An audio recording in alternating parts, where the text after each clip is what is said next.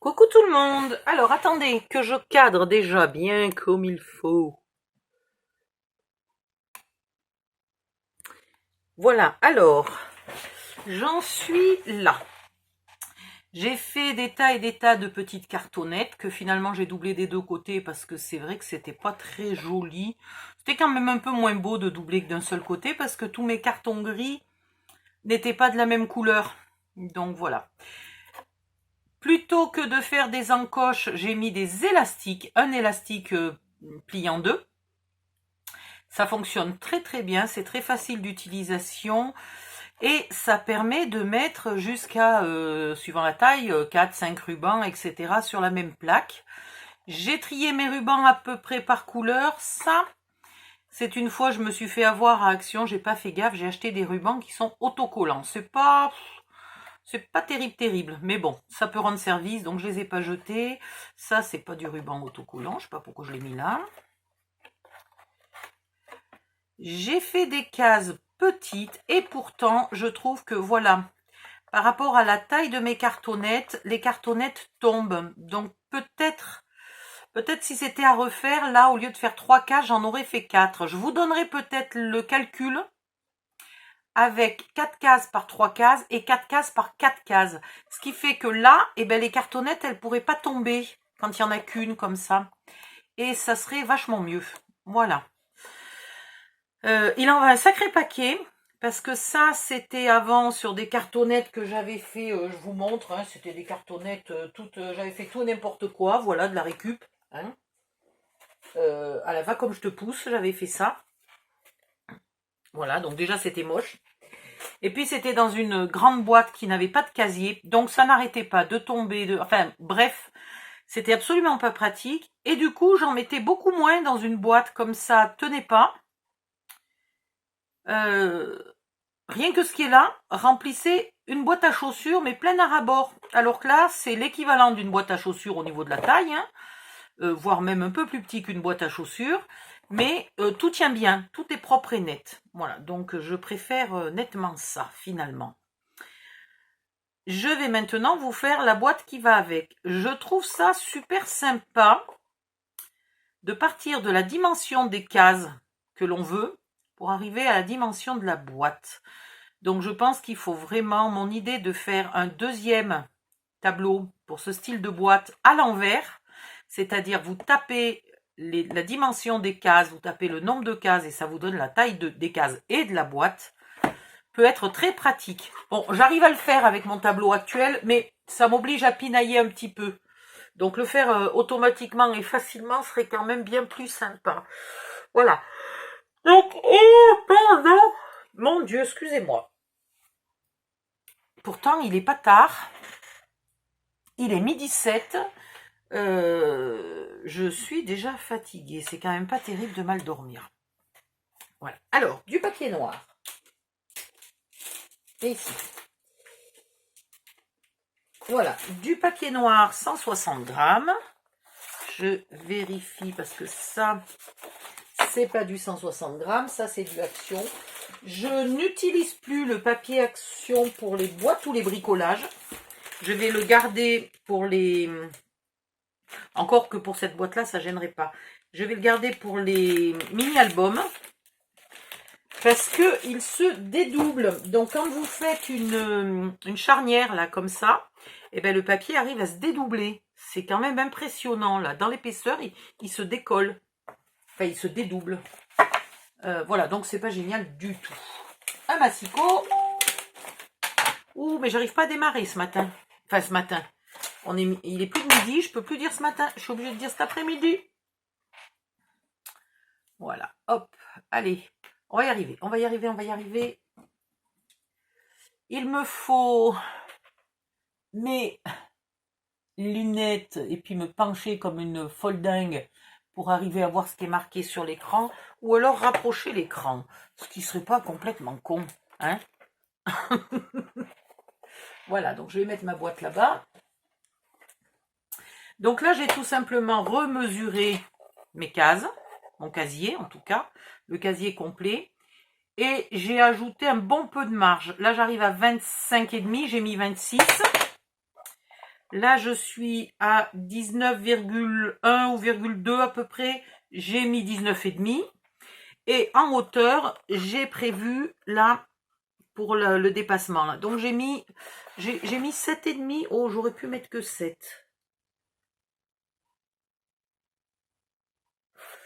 Mais j'étais... ouais, je sais pas si 7... Si. Il me faut 7,5 parce que regardez là. Là, par exemple, ce ruban-là est assez gros. Si jamais ça venait qu'à dépasser, je vais mettre un peu de marge, 7,5. Pas plus, parce que si on dépasse de trop, le ruban s'écroule. Donc 7,5, ça ira très bien. Allez, c'est parti, mon kiki. Donc, il me faut un morceau de 26 par 19,5. Alors, 26...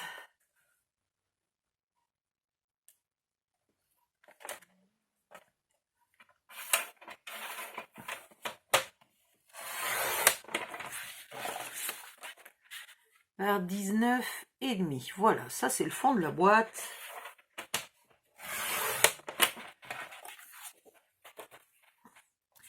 Et ça, c'est trop petit. Pas de grand chose, hein, de quelques millimètres, c'est trop petit pour faire une partie du couvercle. C'est ballot. Après, il me faudra le couvercle 26,2. Je ne les fais pas dans l'ordre, mais comme vous aurez le tableau, vous vous arrangez pour les faire dans l'ordre que vous voulez.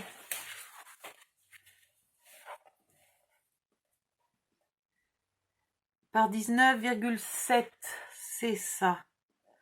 J'ai le soleil, désolé. Puis alors, pourtant, j'ai presque complètement fermé mon store. C'est quand même impressionnant le soleil ici. Hein. Après, les côtés 20,5, alors on va les faire là. Donc, on va faire 20,5.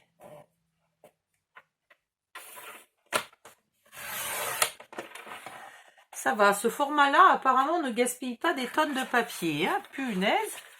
Par 9,5. Ah, 9,5. Et 9,5, il en faut 2. Si, je viens de faire une connerie.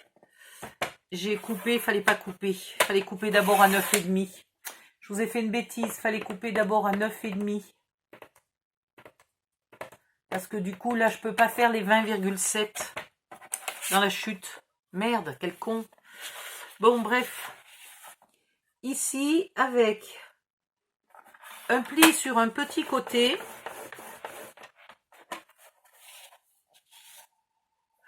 Et un pli sur les deux longueurs. Des plis de 1 cm hein, à chaque fois.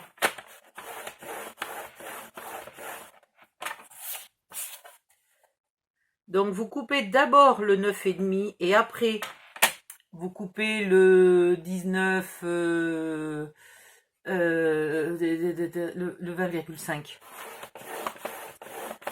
Comme ça, dans la chute, vous pouvez faire le couvercle. Moi, je me suis gaspillé la possibilité de faire le couvercle dans la chute. Ce qui est totalement idiot. Je me fais piéger à chaque fois sur cette boîte-là. J'ai tellement l'habitude de faire presque par cœur la boîte avec le tout premier tableau magique où tout était de la même taille. Et bien, je me fais piéger. J'oublie qu'il ne faut pas couper.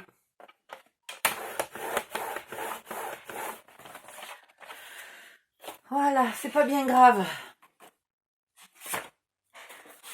Après, il me faut 27 ou 27,2, donc on va pas le couper tout de suite, par 9,5. Donc voilà comment il faut faire. Il faut couper d'abord les 9,5 et les 9,5, quoique celui-là il est tellement grand qu'on n'en fait pas. On fait pas. Alors pour une fois que j'y pense, il me reste pas assez de place pour faire quoi que ce soit. Ah non, mais je te jure. Je suis maudite. Alors pareil, un onglet sur le côté et un onglet sur chaque longueur. Toujours des onglets de 1 cm. Ah, puis il fait chaud. Et par contre, si j'ouvre, il fait chaud parce que les fenêtres sont fermées et que le soleil cogne. Mais si j'ouvre, il fait pas tellement chaud.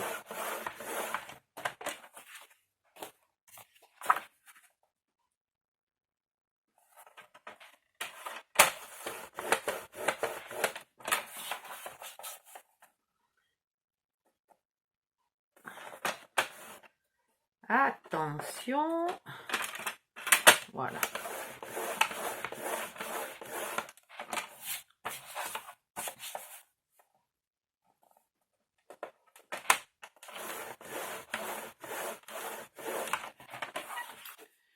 Ça, c'est fait.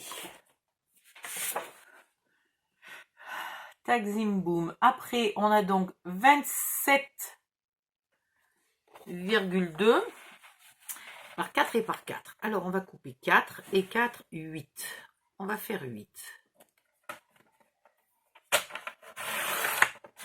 Une fois qu'on a fait 8, on fait 27,2.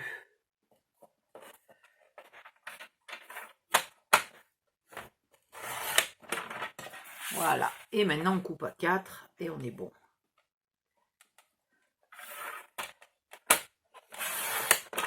Même chose, un onglet sur un petit côté.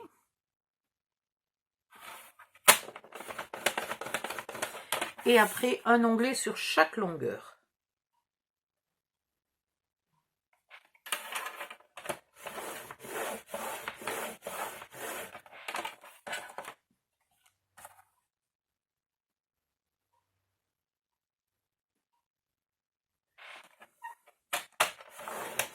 Ce que je vous conseille après, c'est de garder le même format de boîte pour faire toutes vos boîtes à ruban, à dentelle, tout ce qui peut s'enrouler autour de petites cartonnettes.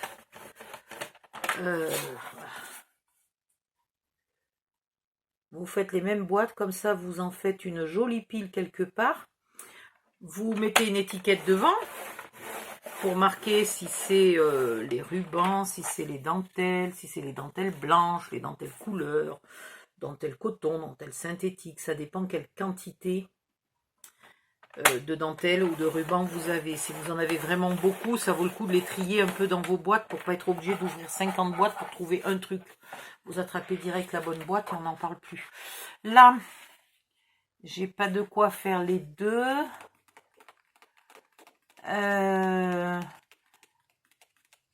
9 et 4, 12. On va en faire un de 9. Alors, on était à 9,5, pas se tromper. Ouais, ça va aller. 9,5. Je vais faire celui pour lequel je me suis trompée tout à l'heure.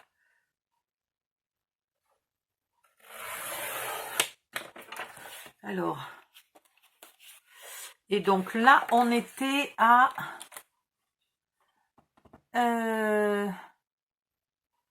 j'ai fait quoi déjà? J'ai fait les 27, j'ai pas fait les 27,2, on est d'accord, hein? Vous savez quoi? Je suis perdue. À force de les faire dans le désordre, je sais pas ce que j'ai fait. Eh bien, j'ai pas coupé, mais quel con. En fait, j'ai rien fait. 27. Oh, mais chaque fois, je fais la même gaffe. 27, il m'en faut 2. Alors, 27, en voilà un. Et 27, en voilà 2. J'avais pas coupé.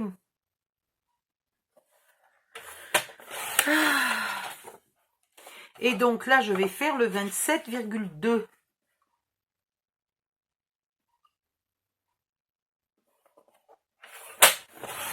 Voilà. Donc, je ferai après un onglet ici et un onglet là, un onglet là. Voilà, je vais les mettre de côté, ceux qui n'ont pas les onglets. Et il m'en faut encore un de 9,5 par 27,2.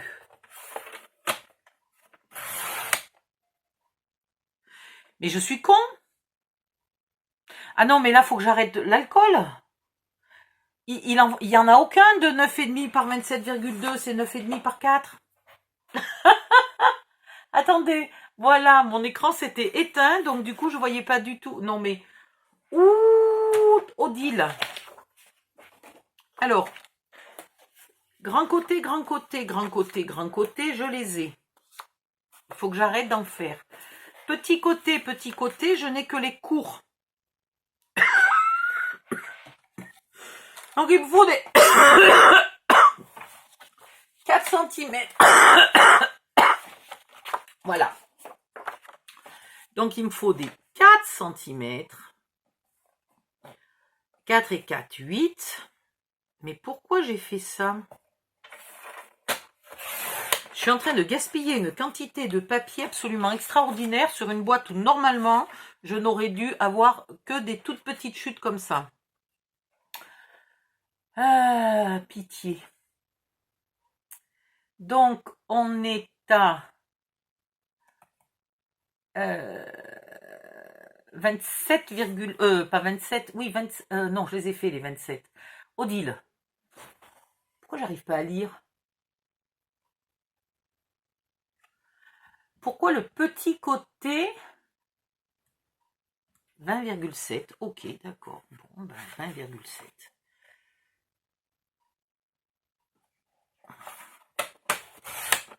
Alors, 20,7, il me faudra un pli ici à 1 cm. Et après, il faut les recouper à 4. 4 et 4. Là, j'ai vraiment fait... mais comme d'habitude, je dirais. Hein. Et puis, donc, des plis sur là. Je pinaille aujourd'hui, mais je pinaille. Gravissimement.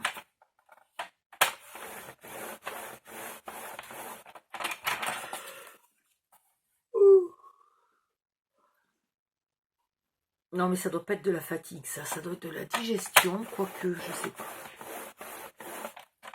Et puis j'ai trop chaud, donc quoi qu'il en soit, je vais aller ouvrir la fenêtre. Tant pis si je prends encore la crève, moi j'en peux plus d'avoir aussi chaud.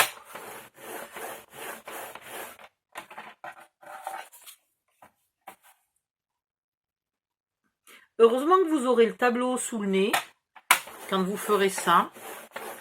Parce que moi j'ai fait, mais du grand n'importe quoi. Donc maintenant, j'ai ceux-là qui sont pour la boîte et ceux-là qui sont pour le couvercle. On est d'accord. J'ai le dessus, j'ai le dessous.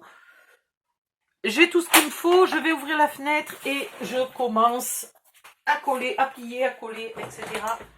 etc. Voilà.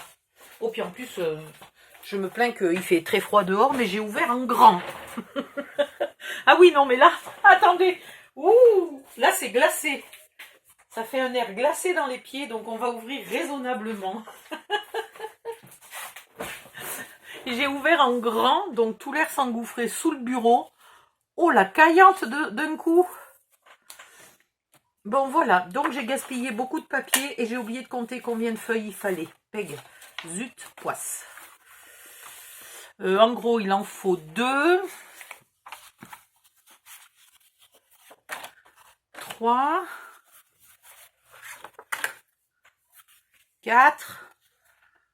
4 et 2 chutes ou 5 feuilles. Voilà. 4 ou 5 feuilles. Je vais le noter tout de suite. Boîte, 4 ou 5 feuilles.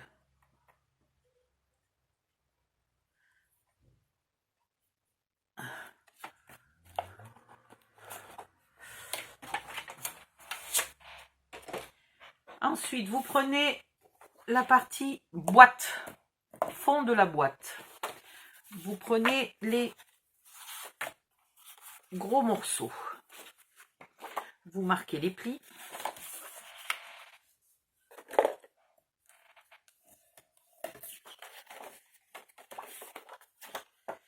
Ah, par contre, ça m'a rajouté du soleil là qui vient briller.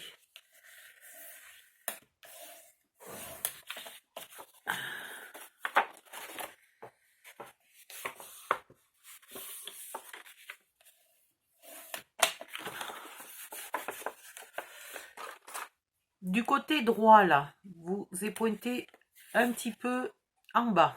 Vous épointez pas en haut. Ici, vous épointez carrément le coin. Ici, vous épointez pas. Et là, vous épointez un peu. voilà ce que vous obtenez. Ok. Alors, on va la mettre comme ça, parce que ça, c'est le haut, et ça, c'est le bas. On va les faire tous pareils, dans le même sens, parce que si on les fait tous dans un sens différent, après, on se trompe en collant. Donc, hop.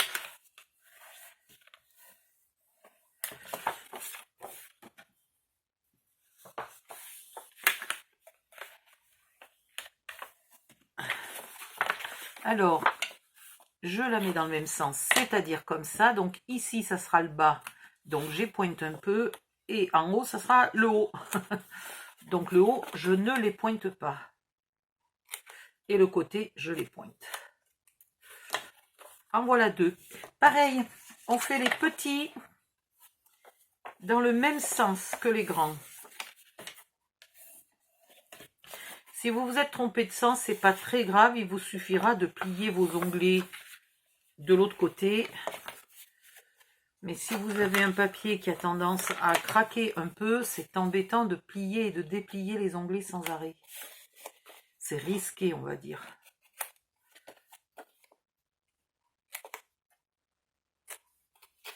Voilà. C'est embêtant de jongler avec le soleil. Vous en voulez pas du soleil? J'en revends là cet après-midi. Envoi de soleil gratuit. Alors uniquement par Mondial Relais, parce que sinon ça serait un peu cher au poids.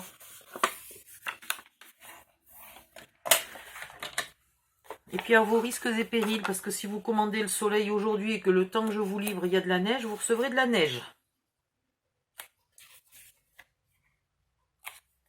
Non mais oh! J'ai dit à une copine belge que j'allais venir habiter à côté de chez elle, parce que dans son action, il y a tout! Mais il y a tout, c'est infernal, elle a tout! Dans des délais très raisonnables.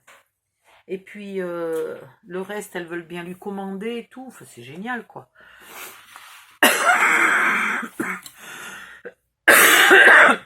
Mais par contre, j'ai dit que je venais pas habiter en Belgique si je prenais pas ma météo de chez moi. Alors, vous mettez la colle à l'intérieur, puisqu'on veut que les onglets soient collés à l'extérieur. Donc voilà, je mets la colle à l'intérieur de l'onglet.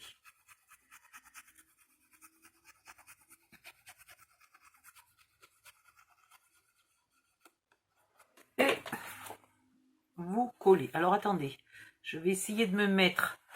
Bon, pendant 2 secondes, vous risquez... Il faut que je me mette là où il n'y a pas trop de soleil qui brille pour être bien... Voilà, bien collé. Vous vous mettez bien au fond du pli. Et à droite et à gauche, évidemment, vous vous alignez bien.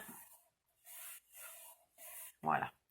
Puis vous prenez un grand et vous allez faire la même chose. Et vous allez vérifier que vous avez bien ici un côté avec onglet qui s'approche d'un côté sans onglet. Surtout pas d'un côté avec onglet. Hein?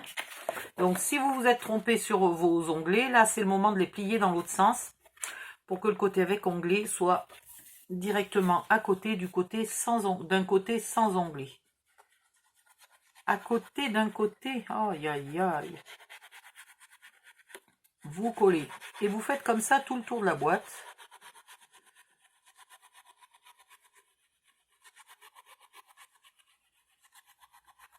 Ah, puis j'ai oublié qu'il y a un onglet qu'il faut coller dans l'autre sens, je me trompe toujours. Celui d'en haut, il fallait le coller à l'extérieur. J'ai oublié ça. Et vous venez coller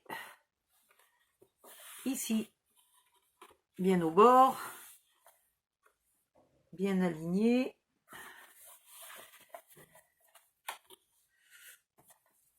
Et vous faites bien coller. Qu'est-ce qu'il y a qui me gêne là?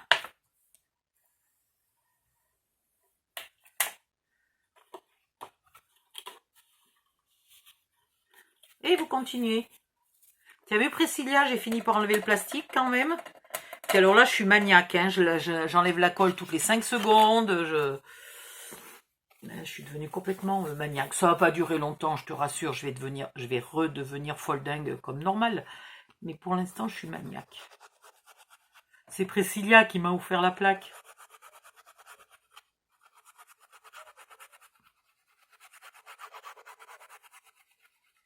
Si vous voulez la même plaque, parce que je vous jure, c'est génial. J'adorais ma plaque, hein, mes plaques. Mais elles avaient un seul défaut. Non pas du tout que les légumes attiraient l'œil, comme quelqu'un a osé dire. Non, non, les légumes étaient très bien. Par contre, le défaut qu'elle avait... Mais attendez, je suis pas bien au bord, là. Hein. Ah, je vois pas avec ce soleil, c'est pénible. Si, je suis bien au bord.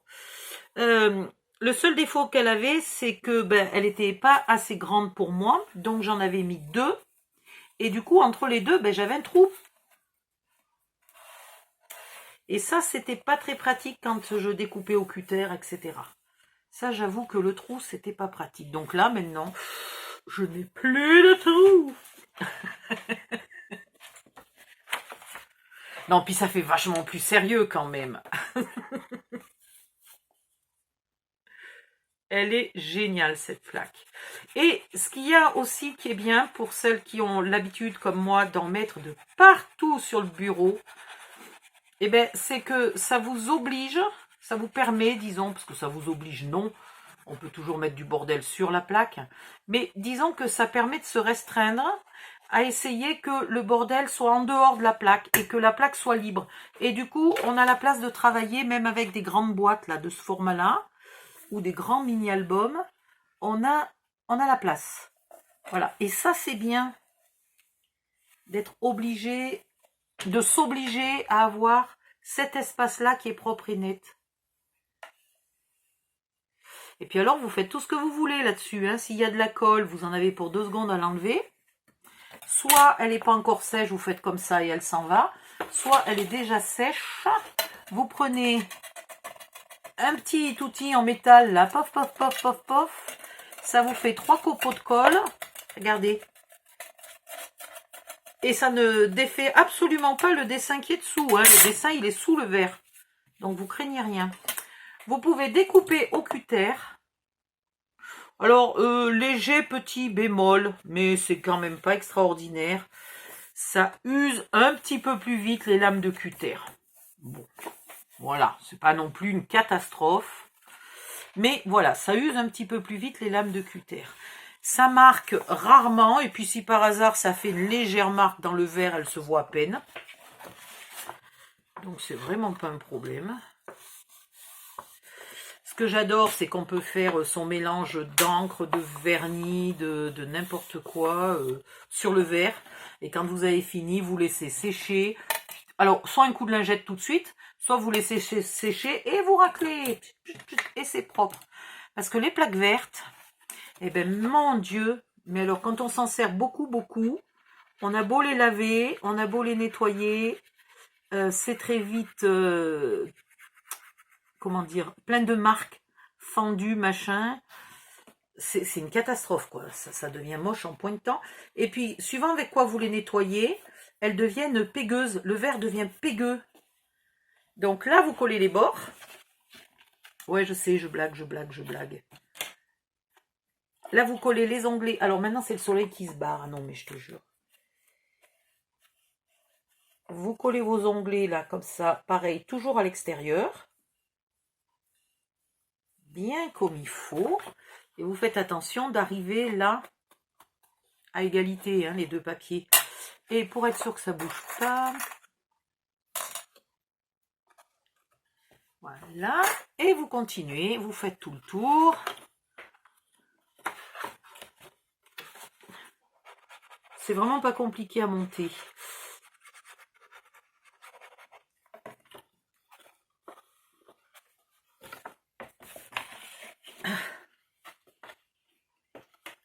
Non mais franchement, la seule difficulté que j'ai aujourd'hui, c'est le soleil. Parce qu'il suffit que je me déplace de 2 mm où j'ai le soleil dans les yeux. Ou alors, j'y vois plus rien. J'ai plus de lumière. C'est quand même fou ça. Voilà. Alors ça ne l'oblige pas à coller la pince. C'est juste pour que ça s'écarte pas pendant que je tripote à côté. C'est tout.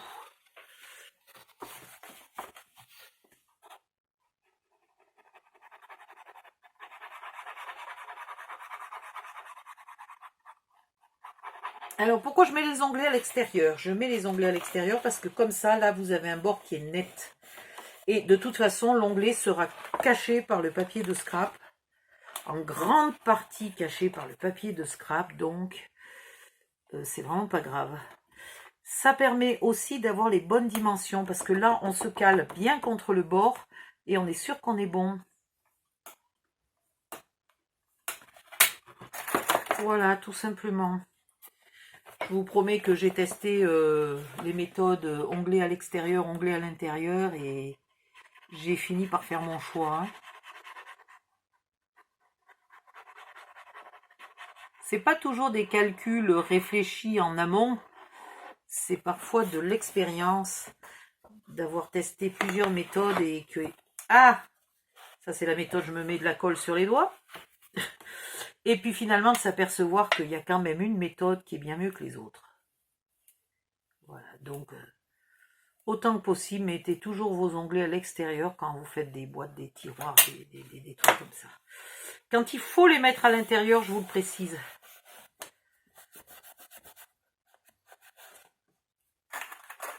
Et c'est pareil, c'est parce qu'il y a une raison importante. Maintenant que vous avez fait ça, et ben je vais même pas vraiment vous montrer la suite parce que la suite c'est exactement la même chose. C'est-à-dire que vous marquez les plis de ces pièces-là.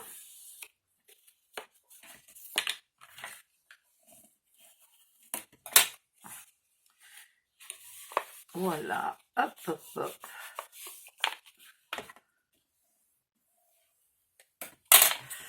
Vous le mettez pareil, toujours dans le même sens, en bas. Enfin, ça sera un peu l'inverse, ça sera le haut, etc. Mais bon, peu importe. Là, vous épointez. Là, il est tout petit, donc vous épointez pas non plus monstrueusement. Hein. Il ne faudrait pas qu'il reste juste un triangle. Et là, par contre, en haut, vous n'épointez pas, vous coupez tout droit. Voilà. Vous faites tous vos morceaux dans le même sens. Et j'ai encore oublié que celui d'en haut, il faut le plier dans l'autre sens. Odile. C'est quand même pas possible d'être autant bonnette. Vous les collez. C'est exactement la même chose, sauf que le morceau est petit au lieu d'être grand. Voilà. D'habitude, il est sur la boîte, il était grand comme ça. Là, il est tout petit. Mais vous faites exactement la même chose. Vous collez tout le tour, puis vous collez vos petits onglets et vous rabattez vos trucs mûches. Comme c'est tout petit, je vous conseille à chaque fois, vous collez l'onglet. Là, vous allez voir. Je vais vous montrer ça.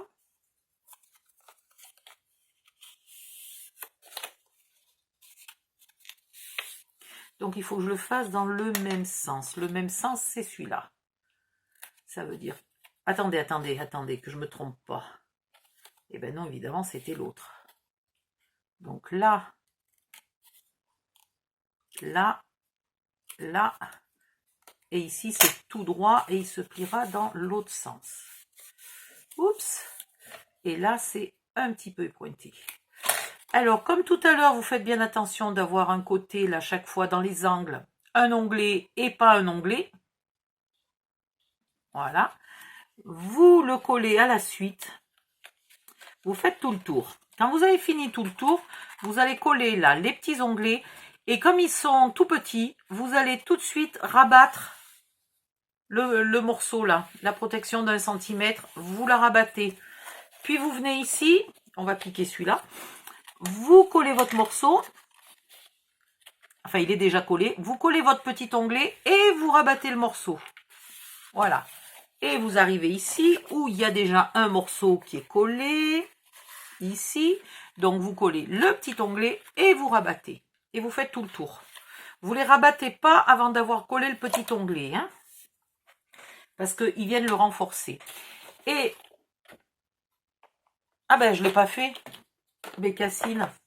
Une fois que vous avez fini le bas et le haut, que c'est bien collé, tralali, tralala, vous n'avez plus qu'à coller ça vers l'extérieur. En tout cas pour la boîte, puisque pour le couvercle, on l'aura fait au fur et à mesure. Mais pour la boîte, vous venez coller cet onglet là, hop, sur lui-même.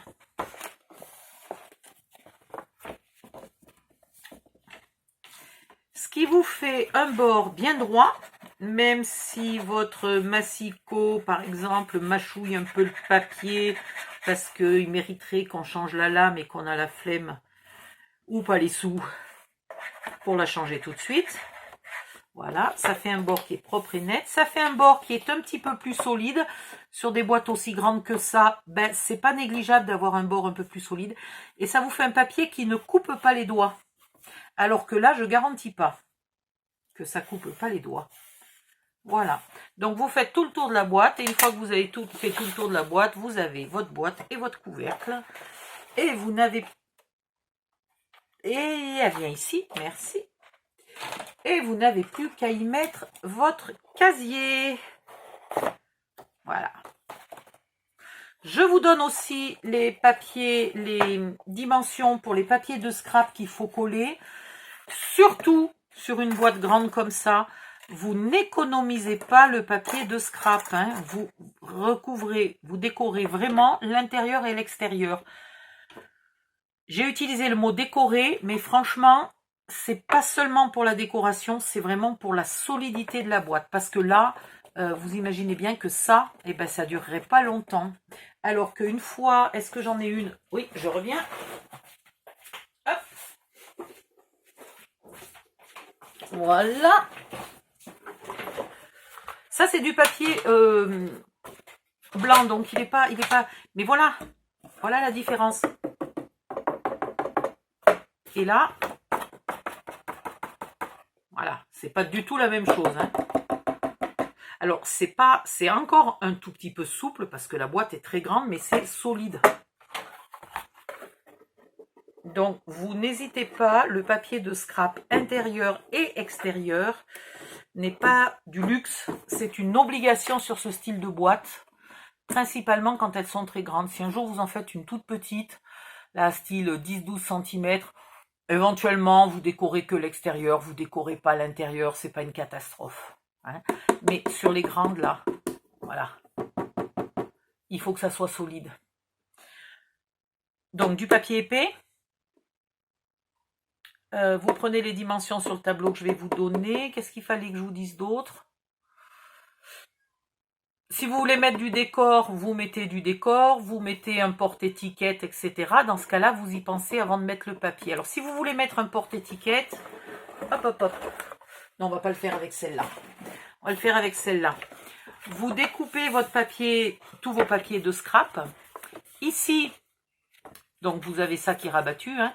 Vous collez le papier extérieur. Puis vous faites vos trous, vos machins, vos bidules. Vous mettez votre porte-étiquette métallique, style ça. Hein, par exemple, bon, ça, il y a la poignée. Vous n'êtes pas obligé de mettre la poignée avec. Style. Alors, je vous en chope d'autres, ça sera mieux. Voilà. Et ici. Donc, vous mettez votre papier de scrap. Il n'y en a pas là du papier de scrap. Il n'y a pas une petite chute. C'est pas croyable. Voilà. Vous collez votre papier de scrap. Vous pouvez avant prendre vos mesures si vous avez envie. Vous mettez votre porte-étiquette au bon endroit. Vous faites vos trous. Vous enfilez vos brats. Bien ici le brat. Hop. Voilà. Vous mettez vos brats. Vous retournez la boîte. À l'intérieur, vous écartez les pattes du brat et vous les mettez bien serrés. Puis vous prenez votre deuxième papier de scrap. Ouais, ben évidemment, j'en ai pas de la bonne taille. Et vous le collez à l'intérieur. Comme ça, on ne voit plus les papates. Voilà, voilà. Tout il est bien. Hop, on range ça. C'est quand même pratique, ces petits modulos scrap, hein. Même si maintenant c'est moins pratique parce que avant je les avais en face de moi. Et vraiment, j'ai envie de redéplacer ma scrap room dès que j'aurai plus mal au dos. Pour ne plus avoir le soleil en face des yeux. Et pour avoir de nouveau tous mes meubles là, comme ça. Toute une longueur en face de moi. Parce que moi qui ai très mal au dos, me tourner, même si j'ai une chaise qui pivote et qui roule, me tourner pour attraper mes accessoires me fait parfois très mal au dos. Alors que quand j'avais tout en face de moi, c'était extraordinaire. Voilà. Du coup, je mets beaucoup ici, dans le petit meuble qu'on a fait le tuto mystère de janvier. Je mets beaucoup dans le petit meuble, ce qui me sert vraiment toutes les 5 minutes. Mais voilà, il y a des choses qui me manquent et qui sont dans l'autre meuble et que j'aimerais bien en face de moi. Bon, ben voilà, vous avez tout. À vous de la décorer comme vous voulez. Pensez de peut-être pas mettre de déco sur le couvercle, puisque elles sont censées être empilées. Alors, ça peut être une bonne méthode, là, ce rangement de ruban et de dentelle, pour utiliser les sommets de placards, de meubles de rangement, de meubles de scrap, etc. Si vous avez une vraie scrap room, si vous scrapez dans votre chambre, etc. Les sommets d'armoire, ça vous permet d'avoir quelque chose qui, vu de l'extérieur, est joli. Hein, ça fait pas boîte merdique empilée sur une armoire, ça fait vraiment fait exprès, joli, artistique et tout ce que vous voulez. Et en même temps, vous aurez tout votre matériel facilement accessible. Vous triez bien, si vous en avez beaucoup, vous triez bien les dentelles séparément des rubans. Si vous avez mis des porte-étiquettes et que vous débutez en scrap, vous pouvez mettre tout dans une seule boîte. Et puis au fur et à mesure que vous allez en acheter, vous divisez, vous refaites une deuxième boîte, puis vous séparez les dentelles et les rubans. Puis un jour, vous avez tellement de dentelles, vous séparez. Dans une boîte, vous mettez les dentelles blanches et les dentelles crème. Et dans l'autre boîte, vous mettez les dentelles en couleur. Puis un jour, vous en avez tellement, vous allez peut-être faire une boîte pour les dentelles roses, une boîte pour les dentelles bleues, une boîte pour les dentelles vertes. Voilà. Ça, c'est à vous de voir. Au fur et à mesure, les boîtes peuvent évoluer, hein. Voilà, donc celle-là, elle n'est pas la bonne taille. Non, elle n'est pas la bonne taille. Elle n'est pas assez haute et elle est un peu trop grande. Mais voilà, les casiers s'adaptent au pire. Voilà. Donc, à bientôt. Bye bye. Merci d'avoir écouté ce tuto. S'il vous plaît, pensez bien de liker toutes les vidéos. D'abord, ça me fait plaisir de voir combien de personnes l'ont regardé et apprécié. Alors, liker une vidéo, ça ne veut pas dire que la vidéo est extraordinairement parfaite. Ça veut juste dire que vous avez bien aimé et que, éventuellement, vous avez fait le tuto ou que vous comptez le faire. Voilà, ça veut juste dire ça, hein. Ça ne veut pas dire qu'elle est tout à fait parfaite parce que, figurez-vous que je suis la première au courant que mes vidéos ne sont absolument pas parfaites. Voilà, merci beaucoup, bye bye, à bientôt.